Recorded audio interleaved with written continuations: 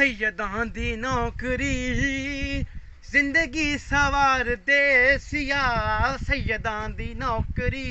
ओ जिंदगी सवार दे सिया 12 इमाम बाजू ज़हरा दे बाबा बाजू ओ पुल तू ना कोई लंघे सिया सैयदां दी नौकरी जिंदगी सवार दे सिया ओ बन मंगता पीर अली दा मुहम्मद दे वीर अली दा बन मंगता पीर अली दा मुहम्मद दे वीर अली दा ओ मंग लै हुसैन तो जोली तेरी बरेसिया मंग लै हुसैन तो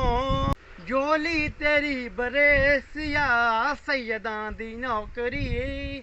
और जिंदगी संवार दे सिया सैयदां दी नौकरी और नस्लां सवार दे सिया